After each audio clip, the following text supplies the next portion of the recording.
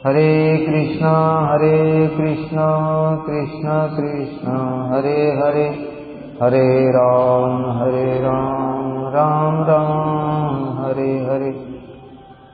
अब तीसरा मंगलाचरण में श्री चैतन्य महाप्रभु का वर्णन कर रहे हैं। स्वदैत निज भावम यो विभाव्य स्वभावात्, सुमधुरम अवतीर्णो भक्त रूपेण लोभात्, जयति कनक धामा कृष्ण चैतन्य नामा, हरिर्हि यति वेशः श्री सची सूनुरेशः। बड़ा सुंदर श्लोक है। स्वदैत निज भावम, स्वदैत माने स्व माने अपने, दैत माने प्रिय, अपने प्रिय, निज भावम, स्वदैत निज भावम, स्वदैत माने अपने प्रिय, निज भावम यो विभाव्य स्वभावात्, यानी कि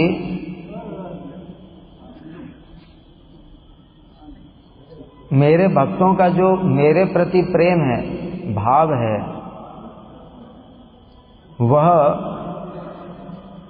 मेरे जो भक्तों का प्रेम है, मेरा जो भक्तों के प्रति प्रेम है, उससे भी उनका प्रेम अधिक है। क्या बोल रहे हैं? ध्यान से समझो। मेरा जो भक्तों के प्रति प्रेम है, देखो भगवान का भक्तों के प्रति प्रेम है और भक्तों का भगवान के प्रति प्रेम है, दोनों का एक दूसरे के प्रति प्रेम है।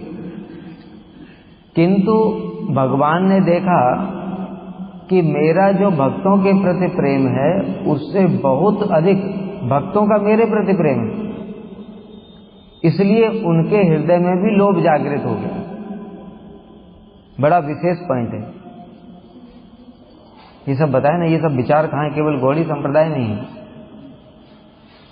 भगवान भक्तों को प्रेम करते हैं, जैसे माँ अपने बच्चे को प्रेम करती है, बच्चा भी माँ को प्रेम करता है।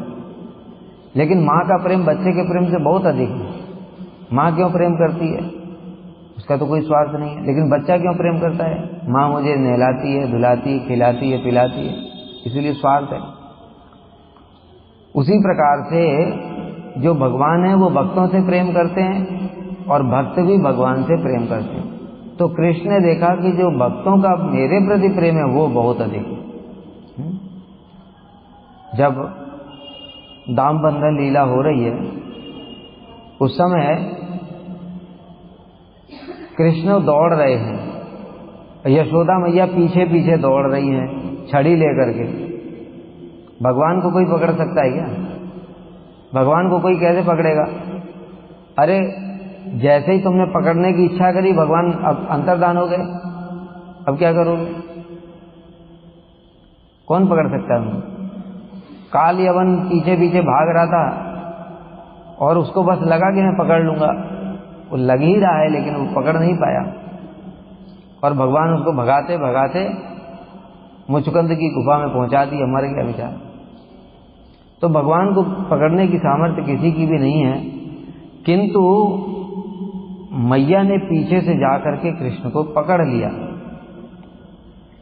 वहां पर श्रील विश्वनाथ चक्रवर्ती ठाकुर बताते हैं कि मैया का प्रेम है जो वो बहुत अधिक है, इसलिए कृष्ण को पकड़ लिया।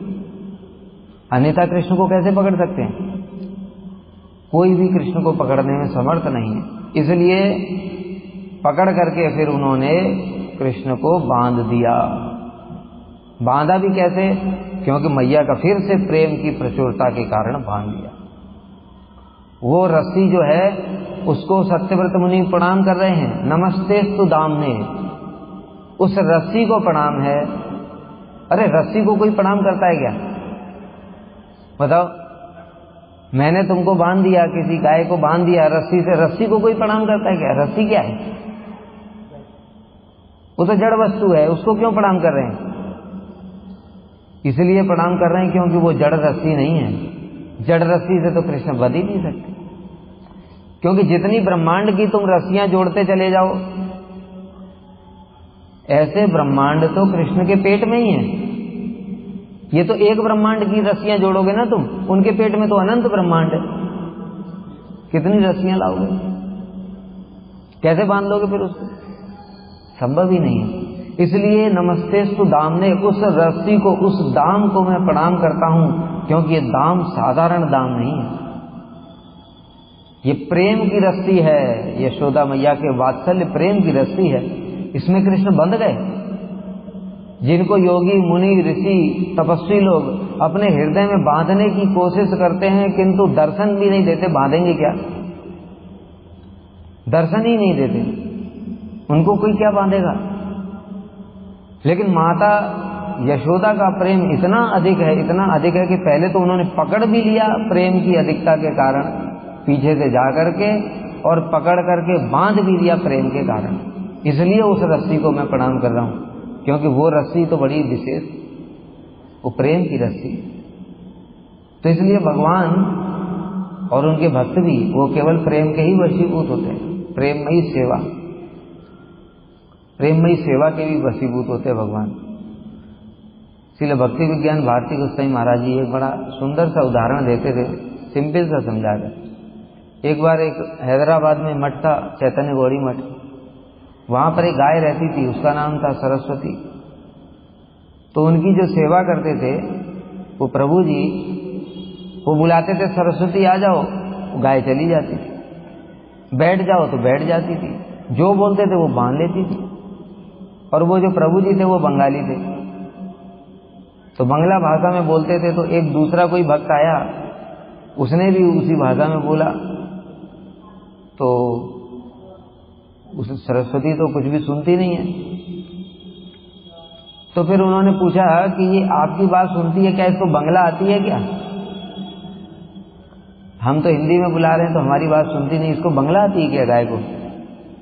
तो उन्होंने बोला इसको बंगला नहीं आती है, इसको सारी भाषा, हिंदी, अंग्रेजी, बंगला, संस्कृत, उर्दू सब आती है, लेकिन जो प्रेममयी सेवा करेगा उसकी सुनेगी। समझ में आया?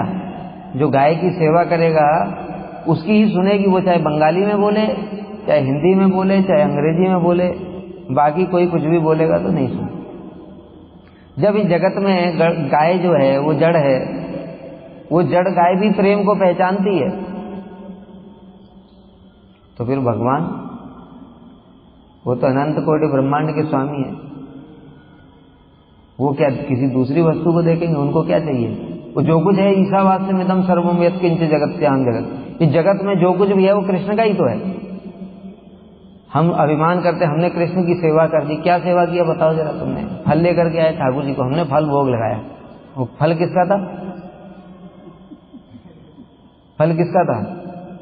कह रहे चलो फल तो कृष्ण का था, मैंने तो काटा, वो तुमने हाथ किसने दिए? वो तुम्हारे हाथ काट देते तो, बिना हाथ के ही पैदा करते तो, तुम्हारे अंदर शक्ति किसने दी? मान लो हाथ भी होते, भगवान आंखें गायब कर देते तुम्हारी, अंधा बना करके पैदा करते तो। इसलिए हम कुछ कृष्ण की सेवा नहीं कर सकते, इस शरीर से हम कृष्ण की सेवा कुछ भी नहीं कर सकते। ये जो कुछ भी है वो सब कृष्ण का ही तो है, इसलिए कृष्ण को ये सब चीजें नहीं चाहिए, कृष्ण को प्रेम चाहिए। वो प्रेम वही मुख्य वस्तु है, इसलिए वो जो रस्सी है वो प्रेम वाली रस्सी है, इसलिए सत्यव्रत मुनि उस प्रेम को प्रणाम कर रहे हैं। और बताया कि जो भक्तों का प्रेम है वो कृष्ण के प्रेम से अधिक है। क्यों? मैया का प्रेम कृष्ण से अधिक क्यों है बताओ जरा? अरे कृष्ण ही तो मूल है सबके, विचार करो, कृष्ण ही सबके मूल हैं। यशोदा मैया, नंद बाबा, चाहे वो राधा जी ही हों, वो क्या कृष्ण से अलग प्रकट हो गए क्या? सब तो कृष्ण से ही प्रकट है। कृष्ण के बाईं ओर से राधा जी प्रकट हुई, दाईं ओर से बलदेव प्रभु प्रकट हुए, बलदेव प्रभु से सारे परिकर प्रकट हुए, धाम प्रकट हुए, सब कुछ हुआ, और राधा जी से मधुर रस के सारे भक्त प्रकट हुए। ठीक है, तो फिर कृष्ण का प्रेम उनसे अधिक क्यों नहीं है? कृष्ण के से ही प्रकट हुए सारे, तो कृष्ण का प्रेम ज्यादा होना चाहिए उनके प्रति, लेकिन यहां देखा जा रहा है तो मैया का प्रेम ज्यादा है। क्या कारण है इसका बताओ? कारण ये है कि क्योंकि सब कृष्ण से ही प्रकट हुए हैं, इसलिए कृष्ण के प्रति कृष्ण का बराबर प्रेम है, सब में बट गया। भाई एक पिता के 10 पुत्र हैं, अब पिता का प्रेम तो बट गया ना 10 में, लेकिन पुत्र का तो एक ही पिता है, 10 पुत्र का एक ही पिता है, इसलिए पुत्र का पूरा 100% प्रेम तो पिता के लिए है, लेकिन पिता का एक के लिए नहीं हो सकता, वो 10 के लिए है। इसलिए कृष्ण ब्रजवासियों को भी प्रेम करते हैं, उसमें सारे प्रकार के ही भक्त हैं, उन सबको प्रेम करते हैं भगवान। कृष्ण ऐश्वर्य भाव के जो भक्त हैं उनको भी प्रेम करते हैं, तारतम्य है प्रेम का, लेकिन करते तो सबको है ना, किसी भक्त को भगवान छोड़ देंगे क्या? लेकिन गोपियों ने सब कुछ छोड़ दिया। पति सुतान वय भ्रातृ बांधवान अति विलिंगिते अंत अच्युतागता। पति सुत भाई बंधु लोक लाज मर्यादा गुरु सब कुछ परित्याग कर दिया, केवल कृष्ण के ही प्रति प्रेम है। अब कृष्ण ऐसा कैसे कर सकते हैं? कृष्ण अपने माता पिता को छोड़ नहीं सकते क्योंकि वो भी भक्त हैं। कृष्ण अपने सखाओं को नहीं छोड़ सकते, वो भी भक्त हैं। बताओ, कृष्ण द्वारका में कृष्ण उनके पुत्र भी हैं, संतान हैं, उनको भी नहीं छोड़ सकते क्योंकि वो भी भक्त हैं। अब कृष्ण तो किसी को नहीं छोड़ सकते ना, लेकिन गोपियों ने तो सब छोड़ दिया। इसलिए जो गोपियां हैं उनका प्रेम सर्वोत्तम है और वो 1 पॉइंटेड डिवोशन, और हमको वही भाव चाहिए। इसलिए जब तक हमारे अंदर भी साधन की अवस्था से ही जब तक अलग अलग लोगों के प्रति प्रेम रहेगा, तब तक हम कृष्ण को क्या प्राप्त कर लेंगे? प्रेम कृष्ण में होना चाहिए। लौकिक आचरण सबके प्रति कर सकते, ठीक है। यानी कि जो जैसे कोई गृहस्थ भक्त है, वो क्या करेगा? माता पिता भाई बहन सबके प्रति कर्तव्य बुद्धि से पालन करे। सब तो घर छोड़ करके नहीं बैठ सकते ना, इतना ऊंचा गोपी प्रेम तो हुआ नहीं अभी। इसलिए क्या करे? वो कर्तव्य बुद्धि से पालन करे, लेकिन धीरे धीरे प्रेम कृष्ण के प्रति ही लगाए, और धीरे धीरे वैसे बढ़ते बढ़ते फिर उन्नत अवस्था आ जाएगी। तब भाव अवस्था प्रेम अवस्था में जाकर के पूर्ण रूप से कृष्ण के प्रति समर्पण होता है। उससे पहले बुद्धिपूर्वक हो रहा है, इसलिए बुद्धिपूर्वक हो रहा है तो ज्यादा कुछ नहीं कर सकते हम। ऐसा इसलिए होता है क्योंकि कृष्ण की ही इच्छा है।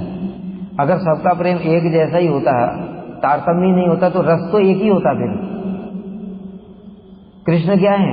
रसो वैसा, जितने प्रकार के रस हो सकते हैं वो सब उनके अंदर विराजमान। और रसों का आस्वादन कैसे करेंगे? जब कुछ अलग अलग तारतम्य होगा तो रस का आस्वादन होगा अलग अलग। नहीं, सबका एक ही प्रेम होता तो फिर कृष्ण का एक ही रस तो होता। फिर क्या शांत रह गया, क्या दास रह गया? अरे वो तो बात छोड़ दो, जो मधुर रस है उसमें भी कितने प्रकार की गोपियां हैं, कितने यूथ हैं, मंजरियां भी सब एक जैसी नहीं है। कृष्ण की इच्छा से ही तो है रसो वैसा। अरे आनंद भी तो तभी होता है जब खेल कूद खेलते हैं तो सब एक जैसे ही हो जाए, तो खेल में क्या आनंद आएगा? कुछ कम है, कुछ ज्यादा है, कुछ कैसा है, कुछ कैसा है, तभी तो हम लोग भी आस्वादन करते हैं।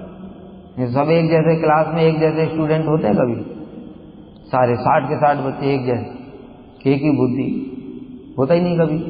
क्योंकि वहीं से है ना, तो भगवान ने ऐसा बनाया ही नहीं है, सिस्टम ही नहीं बनाया। वो सिस्टम क्यों नहीं बनाया? क्योंकि कृष्ण को सारे रसों का ही आस्वादन करना है, तो उनको सारे जितने उनके अंदर रस हैं उतने प्रकार के परिकर भी प्रकट होते हैं।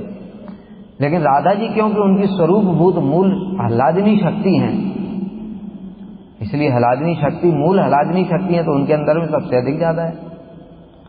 जैसे हम जीवों का स्वरूप है, किसी का बैकुंठ में है, किसी का अयोध्या में है, किसी का कहीं है, वो कृष्ण की इच्छा से ही तो है, वो कृष्ण की इच्छा से ही तो है। इसलिए उसमें कोई चिंता करने की बात नहीं है। लेकिन कृष्ण तो सभी को आनंद प्रदान कर रहे हैं ना।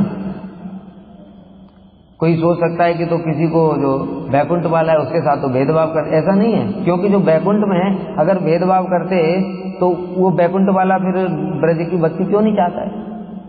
वो अपने रस में ही पूर्ण रूप से संतुष्ट है, उसको कोई कमी नहीं है। कमी तो इस जगत में ही होती है, चित्त जगत में कोई कमी नहीं हो। हनुमान जी को बोलो, हनुमान जी आपको गोपी बना दूं, बनेंगे? अरे भैया, राम जी की सेवा में इतना आनंद आ रहा है, 24 घंटे राम जी की सेवा मिलती है, इससे मुझे कुछ नहीं चाहिए। ब्रजवासी बहुत श्रेष्ठ हैं, उनको प्रणाम है, लेकिन मैं तो राम जी का ही सेवक हूं। तो इसलिए भगवान ने सिस्टम ही ऐसा बनाया कि वहां पर सब संतुष्ट हैं, इसलिए कोई उसमें दोष वाली बात नहीं है। ये तो रस का तारतम्य है। और फिर उस रस के तारतम्य के अनुसार ये भी तो सोचो, कृष्ण ने भी तो दूसरा अवतार लिया है, कृष्ण ही तो राम बने हैं, तो क्या राम छोटे हो गए? अरे कृष्ण ही राम रूप में अलग रस का आस्वादन कर रहे हैं, तो उनके परिकर भी उनके मूड के हिसाब से ही हैं। समझ में आया? इसलिए कोई इस प्रकार की भेद बुद्धि की बात नहीं है। तो उसी प्रकार से जब कृष्ण ने देखा कि जो ब्रजवासी हैं विशेष रूप से राधा रानी का प्रेम मेरे प्रेम से बहुत अधिक है। कैसे? वो प्रेम सरोवर की लीला। एक बार कृष्ण बैठे हुए प्रेम सरोवर में, और उसी समय राधा जी उनके पास में ही विराजमान है। एक भंवरा आया, और वो भंवरा आकर के राधा जी के चरणों की तरफ आने लगा, मंडराने लगा। राधा जी के चरण कमल के समान है, इसलिए राधा जी भय से अपने पैरों को पीछे करने लगी। तो कृष्ण ने इशारे से मधुमंगल को बोला कि ये भंवरे को भगा दो। तो मधुमंगल ने छड़ी लेकर के भंवरे को भगाया और बोला, मैंने मधुसूदन यहां से चला गया, मैंने मधुसूदन को भगा दिया, मधुसूदन यहां से चला गया। ये सुनते ही राधा जी हा कृष्ण कह करके मूर्छित हो गई। ये बात तो कृष्ण को भी समझ में नहीं आई। कृष्ण भी चमत्कृत हो गए कि ये कैसा प्रेम, ऐसा प्रेम तो मेरा भी नहीं इनके प्रति। मैं इनके पास में ही विराजमान हूं, लेकिन प्रेम की ऐसी अवस्था है कि जहां पर मेरे रहने पर भी बस जैसे ही सुना मधुसूदन चला गया और ये प्रेम में मूर्छित हो गई। यानी मिलन के समय भी विरह, और दूसरा विरह के समय भी मिलन। अर्थात जब कृष्ण वन को चले जाते हैं तो राधा जी तमाल वृक्ष को कृष्ण समझ करके उससे बातें करने लगती हैं, उसको आलिंगन कर लेती हैं। ये प्रेम की जो बात है, इतनी ऊंची अवस्था, ये कृष्ण को भी समझ नहीं आती। इसलिए यहां पर कह रहे हैं कि जो मेरा भक्तों के प्रति प्रेम है उससे भी अधिक भक्तों का मेरे प्रति प्रेम मधुर है। तब वे उस भक्त प्रेम को आस्वादन करने के लिए लोभ वशतः गौड़ देश के नवदीप धाम में अवतरित हुए। समझ में आया? उनको लोभ हो गया कृष्ण को। ये देखो, यही तो चमत्कार है। रस क्या है? देखो, रस यही चमत्कार है कि देखो भगवान ही सब रसों के मूल हैं, लेकिन होने पर भी जब रस उनके सामने प्रकट होता है तो उनके हृदय में भी लोभ जागृत हो जाता है। यही तो चमत्कार है। ये सब समझेंगे तभी तो हमको अपने गुरुवर्ग की महिमा पता चलेगी कि वो रस देने के लिए आए। क्या रस देने के लिए आए? मौसमी का रस, अनार का रस, रस रस सब बोलते रहते। ये रस क्या है? देखो, ये रस है जो कृष्ण के भी अंदर समझ में नहीं आता। हम लोग उसको बुद्धि से समझने की कोशिश कर रहे हैं। कृष्ण भगवान है, उनसे ही वो सब कुछ प्रकट हुआ, फिर भी वो नहीं समझ पा रहे। और हम लोग इतने बड़े पंडित बनते हैं कि बुद्धि से ही समझ लेंगे। बस उज्ज्वल नीलमणि पढ़ लूंगा, भक्ति रसामृत सिंधु पढ़ लूंगा, उसी में लग गए बस, छोड़ छाड़ के भजन भजन सब, और मर गए। तो इसलिए ये रस कोई साधारण वस्तु नहीं है। इस रस के लिए तो कृष्ण के हृदय में भी लोभ हो जाता है।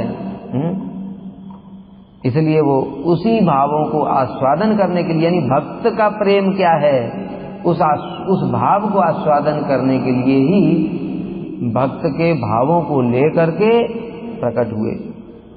राधा जी के भाव को लेकर कि अब मैं इस भक्त प्रेम का आस्वादन करूंगा, क्योंकि भगवान तो विषय हैं और भक्त आश्रय हैं। अब विषय को सेवा करके, यानी भक्त तो भगवान की जब सेवा करते हैं तो भक्तों को सुख होता है, एक अलग प्रकार का सुख है, और भगवान को अलग प्रकार का सुख होता है। जैसे इस जगत में हम उदाहरण से समझ सकते हैं, हम गुरु जी की सेवा करते हैं, ठीक है, गुरु जी के लिए मान लो कुछ बना करके ले गए, गुरु जी ने प्रसाद पाया, पाने के बाद में कहा बहुत अच्छा बनाया।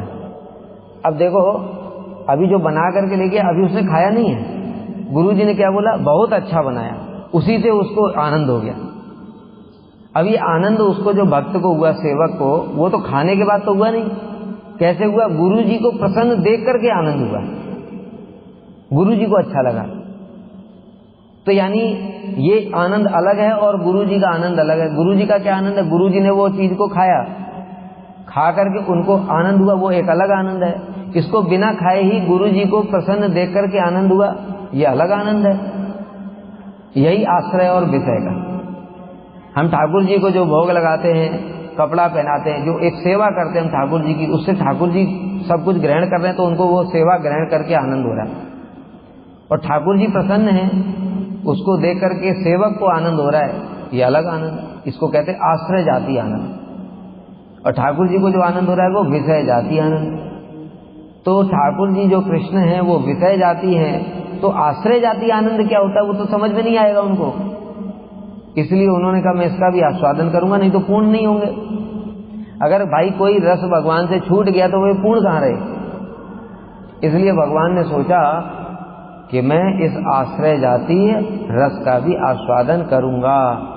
इसी लोभ से श्री कृष्ण स्वयं श्रीमती राधा रानी के भाव और अंग कांति को लेकर के जगत में श्री चैतन्य महाप्रभु के रूप में श्री नवदीप धाम में अवतरित। श्री नवदीप धाम क्या है? अभिन्न वृंदावन।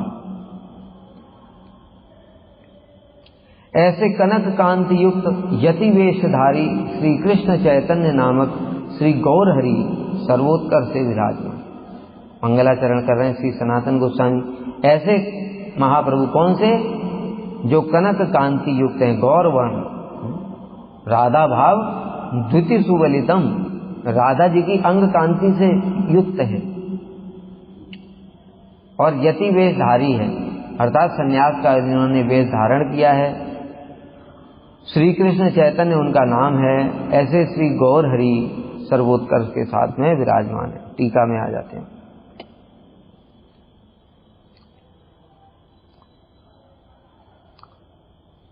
अभी मान लो कोई ये चीज पढ़ने के बाद में, मंगलाचरण पढ़ने के बाद में कोई सनातन गोस्वामी से प्रश्न उठा सकता है कि अभी आपने दूसरे श्लोक में तो बताया था कि वो गोपी प्रेम को कृष्ण भी वर्णन करने में समर्थ नहीं हुए, तो फिर तुम कैसे समर्थ हो रहे हो? तुम क्यों इसका वर्णन करने की चेष्टा कर रहे हो? इसका समाधान करते हुए श्री सनातन गोस्वामी कहते हैं, यद्यपि इसका उत्तर मैं पहले ही दे चुका हूं पहले श्लोक में, तथापि निखिल दीनहीन व्यक्तियों के उद्धारक, अपने नाम संकीर्तन की प्रधानता से युक्त भक्ति रस के विस्तारकारी महागुरु श्री कृष्ण चैतन्य देव की कृपा को लाभ करने के लिए, मतलब उनकी कृपा से वो गोपी प्रेम है वो दूसरों के हृदय में भी प्रकाशित हो सकता है। अपनी बुद्धि से कोई इसको समझ नहीं सकता, अपनी बुद्धि से समझ ही नहीं सकता, तो वर्णन कहां से करेगा? ठीक है, गोपी प्रेम को, इसलिए मैं क्यों प्रवृत्त हो रहा हूं उसमें, उसका वर्णन करने में? क्योंकि श्री चैतन्य महाप्रभु की कृपा से सब कुछ संभव है। वो श्री चैतन्य महाप्रभु कैसे हैं? निखिल दीनहीन व्यक्तियों के उद्धारक। दीनहीन कहने से मतलब क्या?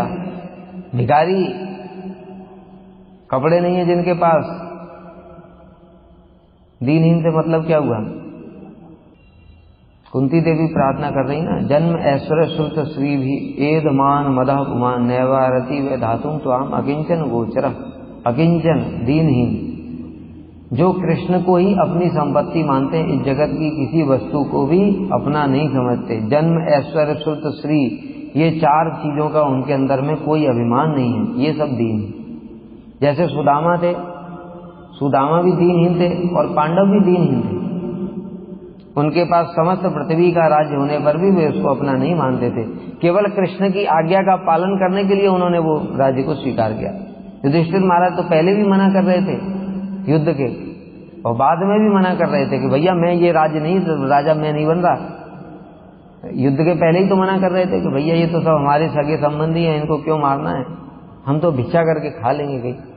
अर्जुन ने भी यही बात बोली। युद्ध के बाद में भी युधिष्ठिर महाराज ने यही बात फिर से बोली। युधिष्ठिर महाराज कह रहे हैं ये करोड़ों लोग मारे गए, इसका दायित्व तो मेरा है, क्योंकि मैं राज्य का भोग करना चाहता था, इसलिए अब मैं, ये तो राज्य तो इतने लोगों के रुधिर में सना हुआ है, इसको कैसे ग्रहण करूं मैं, और शोक मग्न हो गए। तब कृष्ण ने समझाया तो भी समझ में नहीं आया। अर्जुन को तो समझा दिया था कृष्ण ने, लेकिन युधिष्ठिर को नहीं समझा पाए। समझा नहीं पाए मतलब क्या, कृष्ण तो किसी को भी समझा सकते हैं, लेकिन लीला कर रहे हैं। फिर पितामह भीष्म के पास लेकर के गए, और भीष्म पितामह का उस समय निर्याण का समय भी हो गया था। उन्होंने बड़ी सुंदर सुंदर उपदेश दिए युधिष्ठिर महाराज को। तब युधिष्ठिर महाराज ने तब राज्य को स्वीकार किया। तो इसलिए दीनहीन व्यक्तियों के जो उद्धारक हैं, किनका उद्धार करते हैं? जो कृष्ण की भक्ति चाहते हैं उनको महाप्रभु उद्धार करते हैं। अपने नाम संकीर्तन की प्रधानता से युक्त भक्ति रस के विस्तारकारी, कौन से भक्ति रस का विस्तार किया उन्होंने? जो नाम संकीर्तन प्रधान है। सतयुग में तपस्या, त्रेता में यज्ञ, द्वापर में अर्चन और कलयुग में नाम संकीर्तन। तो महाप्रभु किन पर विशेष रूप से भक्ति रस का विस्तार करते हैं? नाम संकीर्तन के माध्यम से। ठीक है, नाम संकीर्तन ही गौड़ी मठ के उपास्य हैं। क्यों? क्योंकि महाप्रभु नाम संकीर्तन करने वालों के, महाप्रभु स्वयं ही क्या कर रहे हैं? जो भक्ति रस का आस्वादन करने के लिए स्वयं महाप्रभु आए, वो उन्होंने आस्वादन किया कैसे? श्रीवास पंडित जी के घर में क्या करते थे? सब बैठ करके, चलो बैठ जाओ, ध्यान लगाएंगे, ध्यान लगाते थे। सब भक्त मिलकर के भीतर से बंद कर लेते, सजाती है। श्रीवास पंडित जी, अद्वैताचार्य जी हैं वहां पर, श्री गदाधर पंडित, नित्यानंद प्रभु, सब पूरा, फिर नाम संकीर्तन होता था। तो महाप्रभु स्वयं भी, क्योंकि महाप्रभु जानते हैं, देखो उन्होंने ये जो महामंत्र, इसकी महिमा को समझो। महाप्रभु स्वयं कृष्ण हैं, उन्होंने राधा जी के भावों को आस्वादन करने के लिए क्या माध्यम चुना? यही महामंत्र। लोग अपनी अपनी टीका लगाते हैं, गायत्री मंत्र जप रहा है, कोई ओम नमो भगवते वासुदेवाय, कोई ओम नमो नारायणाय, सब ठीक है भाई, शास्त्र में ही दिया है, कोई गलत नहीं है, उनमें भी शक्तियां हैं, लेकिन उन शक्तियों से राधा जी के भावों का आस्वादन नहीं हो सकता।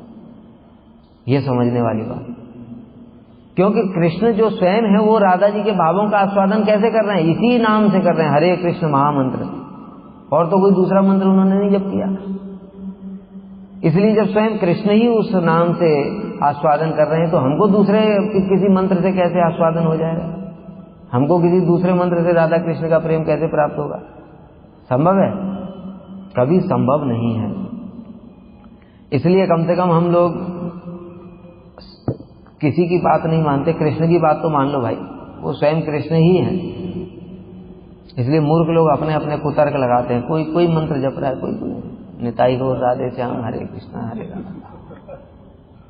महाप्रभु क्या जानते नहीं थे क्या? उन्होंने फिर हरे कृष्ण महामंत्र क्यों जप किया? क्या करें, बड़ा दुर्भाग्य है कलयुग के जीवों का है। दुर्दैवम ईदृशम यहा जनि नानुराग। तो अपने नाम संकीर्तन की प्रधानता से युक्त भक्ति रस के विस्तारकारी महागुरु, और कौन है महाप्रभु? जगत गुरु है। देखो, रूप गोस्वामी के हृदय में उन्होंने भक्ति संचार की, सनातन गोस्वामी के हृदय में उन्होंने शक्ति संचार करी, रस तत्व संचार किया, और रामानंद राय के हृदय में पहले ही जो वर्णन कृष्णदास कविराज गोस्वामी ने रामानंद संवाद के समय ही क्या श्लोक बोला है? वही श्लोक बोला है, संचारे रामाविद भक्ति मेघे स्वभक्ति सिद्धांत चयामृतानी। कि रामानंद राय मेघ के समान है, लेकिन वो मेघ में पानी कहां से गया? समुद्र से गया। वो समुद्र कौन है? महाप्रभु। तब रत्नालयताम प्रयाति, तब वो वृष्टि हुआ, फिर वो मोती बने, सीप के मुख में गए तो मोती बने, तब मोती जब बन गए तब वो रत्नाकर कहलाया। मतलब लेकिन मूल पानी तो समुद्र का ही था ना। तो इसलिए क्या कह रहे हैं? महागुरु सार्वभौम भट्टाचार्य को किसने उपदेश दिया? महाप्रभु। रामानंद राय, रूप गोस्वामी, सनातन गोस्वामी, जितने भी हैं हमारे गुरुवर्ग, सबको महाप्रभु की कृपा से शक्ति संचार हुई, और शक्ति संचार होने के कारण फिर उन्होंने जगत में वो भक्ति रस का प्रचार किया। अभी सुबेरे वाला नियम इधर मत लगाना कि रूप गोस्वामी का तो अपना भाव है, भावनाओं को समझो, क्या कहना चाहते हैं। भक्ति क्या है? गुरु जी कभी किसी मूड में है, कभी किसी मूड में है, उनके मूड के अनुसार भाव को समझना और उनकी सेवा करना, यही भक्ति है। वो एक देसी पकड़ लिया बाल की खाल लेकर के तो अपराध हो जाएगा। गुरु जी कभी साधक के मूड में बोलते हैं, मैं तो दीनहीन हूं, कृष्ण भक्ति रस का आस्वादन भी नहीं हुआ, अभी तो मेरे अनर्थ भी दूर नहीं हुए। वो साधक के भाव में बोल रहे हैं, तुम्हें अभी गुरु जी के अनर्थ भी दूर नहीं हुए, हमने इनको गुरु बना लिया।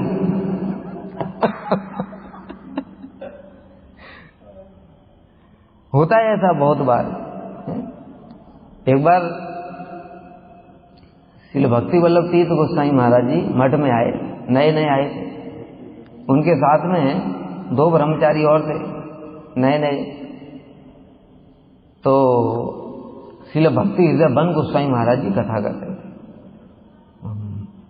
प्रभुपाद के जो धुरंधर शिष्य थे वो, उन्होंने जर्मनी में जाकर के हिटलर को भी उपदेश दे करके चले आए। कितनी बड़ी बात थी।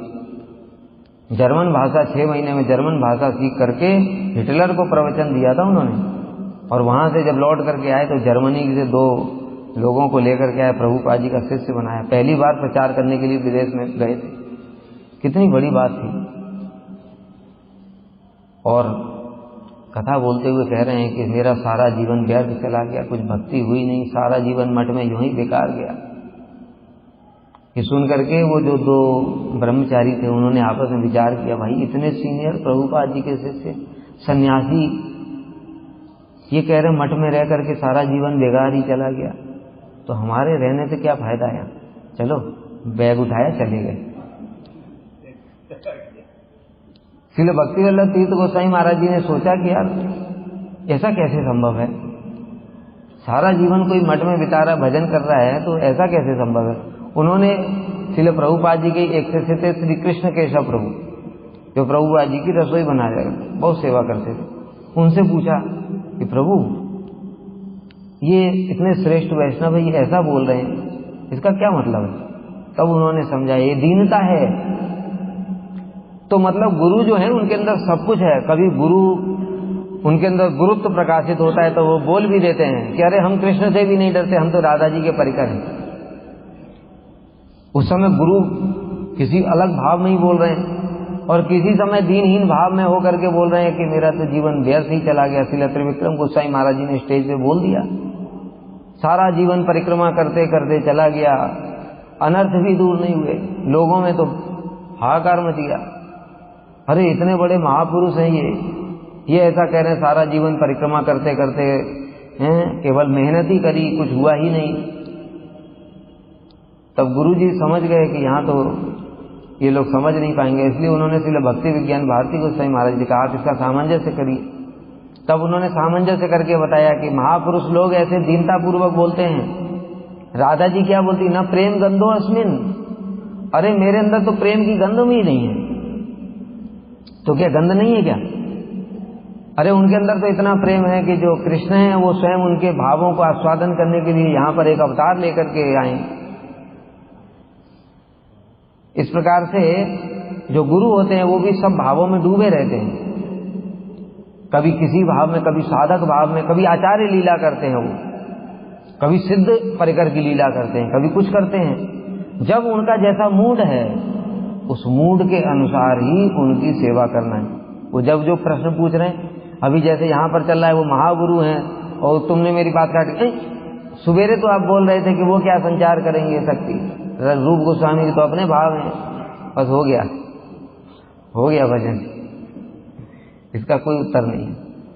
जब भजन करो धीरे धीरे हृदय उन्नत होगा, तभी ये समझ में आएगा कि कौन किस भाव में क्या बोल रहा है। दोनों बातें एक साथ सही है, युगपत।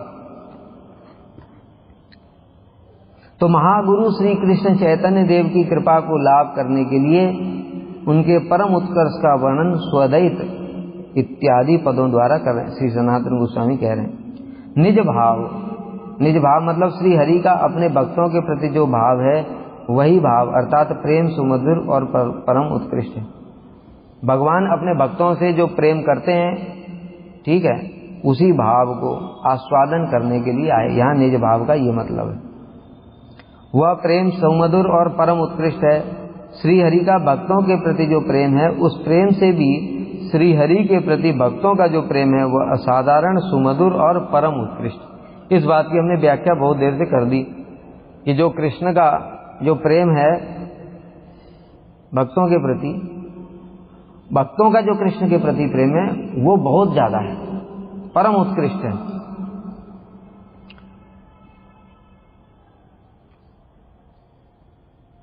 ऐसी विवेचना करके उनके जैसे भाव की प्राप्ति के लोभ से श्री हरि भक्त रूप में अथवा प्रिय सेवक रूप में अवतीर्ण हुए। ऐसी विवेचना करके मतलब कौन सी विवेचना? कि ये जो प्रेम है ये तो बड़ा चमत्कार है, ये लोग मुझसे जैसा प्रेम करते मैं ऐसा नहीं कर पाता हूं। ऐसा कृष्ण खुद ही एनालाइज कर रहे हैं। कृष्ण खुद एनालिसिस कर रहे हैं कि मैं इनसे जो प्रेम करता हूं वो इतना अधिक नहीं है, ये लोग मुझसे जो प्रेम करते हैं वो बहुत ज्यादा अधिक है। ऐसा एनालाइज करके जब कोई अच्छी चीज मिलती है तो लोभ हो जाता है ना। जैसे देखा हमने जिनको गाड़ियों का शौक होता है ना, गाड़ियों का, कार का, वो देखा ये वाली कार में ये वाला ऐसा, ये ब्रेक है, ये इसमें सीट ऐसे पीछे हो जाती है, ये ऐसा होता है वैसा होता है। मतलब एक बार ड्राइव करने को मिल जाए तो मजा आ जाए। क्यों? क्योंकि उसमें ज्यादा फीचर है। इसी प्रकार से हम भी हैं, कोई मोबाइल भी देखते हैं, अभी कोई चला रहा है सिंपल सा बटन वाला मोबाइल, हमने देखा ये तो खुद ही अपनी आंखों के सामने। एक ब्रह्मचारी वो कह रहा है कि ये ऐसे सरकाने वाला मोबाइल चाहिए इसमें बड़ा मजा है, इसमें कोई बटन दबाओ तो वो खुल जाता है, और इसमें तो बस ABCD और दबाते रहो तो नाम भी नहीं लिखा जाता है।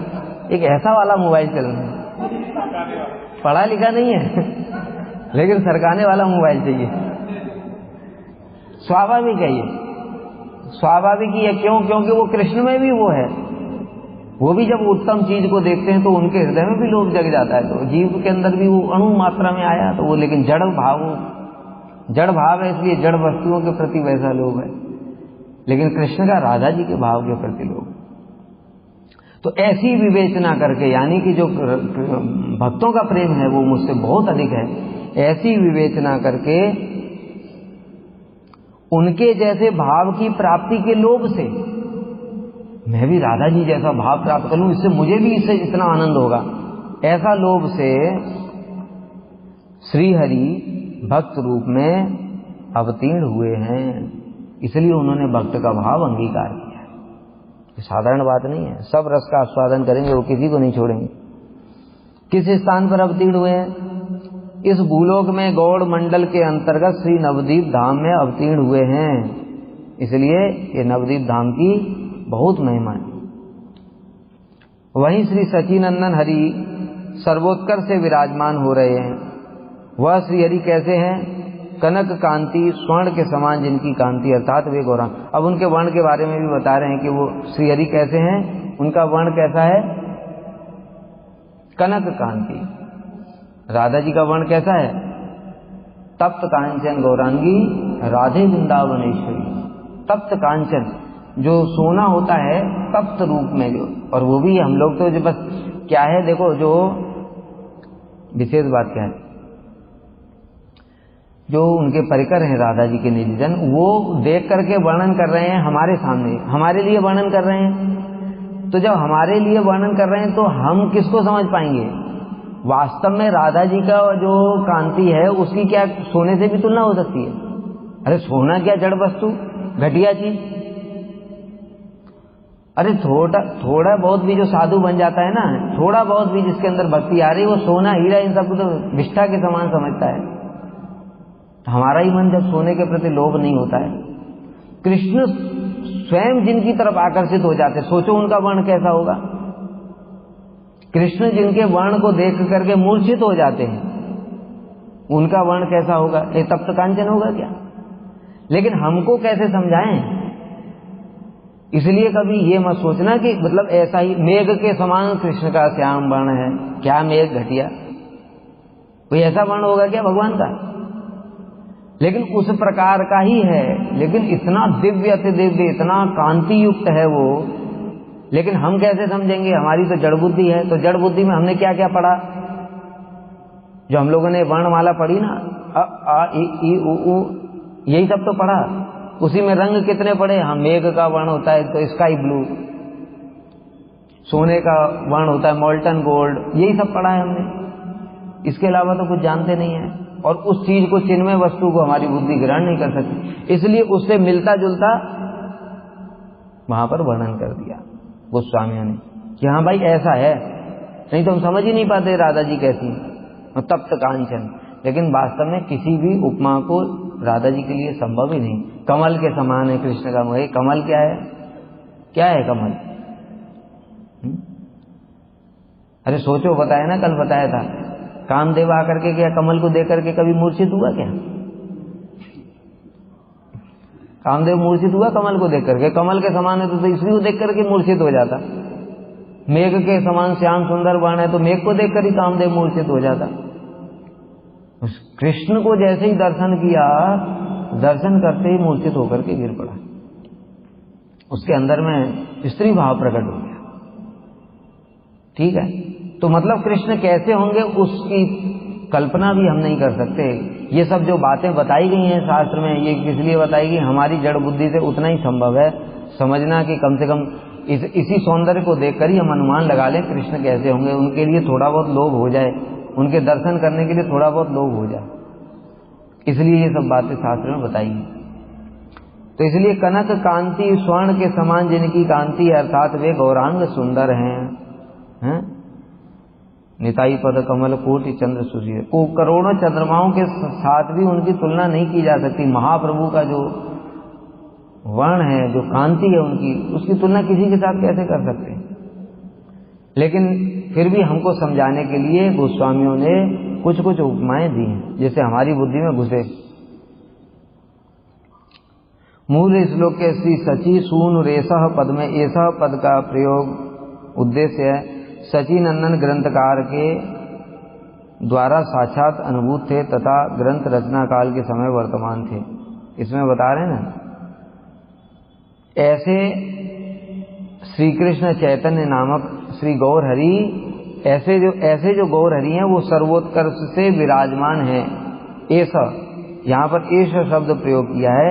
इसका मतलब ये है कि जब श्री सनातन गोस्वामी ने ये सब वर्णन किया है, उस समय महाप्रभु स्वयं विराजमान थे। तो महाप्रभु तो विराजमान ही थे ना। महाप्रभु के साथ में सनातन गोस्वामी का कितना बार मिलन हुआ? सबसे पहले तो रामकेली में हुआ, उसके बाद में फिर काशी में हुआ।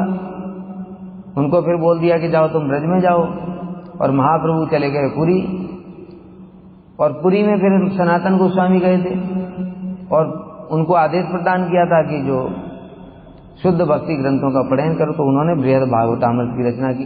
यानी कहने का मतलब क्या, श्री सनातन गोस्वामी ने श्री चैतन्य महाप्रभु को अपने द्वारा साक्षात अनुभव किया है, उनकी कृपा को, उनके दर्शन किए हैं, सब कुछ है। और महाप्रभु तो सनातन गोस्वामी को इतना प्रेम करते हैं, इतना प्रेम करते हैं, किसी दूसरे की तो उन्होंने इतनी महिमा गाई नहीं है जैसा सनातन गोस्वामी। एक रामानंद राय की गाई, एक रामानंद राय की महिमा गाई है महाप्रभु ने, एक सनातन गोस्वामी की, बड़ा अद्भुत। हरिदास ठाकुर की भी गाई है, पर इन दोनों का तो बड़ा अद्भुत ही है। सनातन गोस्वामी को तो सीधे ही बोल दिया, तुम्हारा शरीर तो मेरा ही है, तुम इसको कैसे नष्ट कर सकते हो? तो इस प्रकार से यहाँ पर जो ये ऐसा शब्द लगाया है, उसका मतलब है कि सनातन गोस्वामी ने साक्षात महाप्रभु को अनुभव किया, और ग्रंथ रचना काल के समय वो वर्तमान थे। महाप्रभु अभी अप्रकट नहीं हुए, उसी समय ही श्री सनातन गोस्वामी ने इस ग्रंथ की रचना करी है। रूप गोस्वामी ने भी अनेक ग्रंथ उसी समय लिखे हैं। भाई ललित माधव विदग्ध माधव कब लिखा?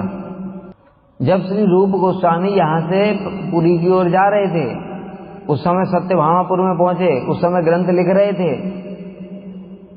तो जब सत्यभामापुर में पहुंचे तो सत्यभामा देवी ने उनको आदेश दिया कि तुम ब्रज की लीलाओं और पुरी की लीला, यानी द्वारकापुरी की लीलाओं को अलग अलग वर्णन करना।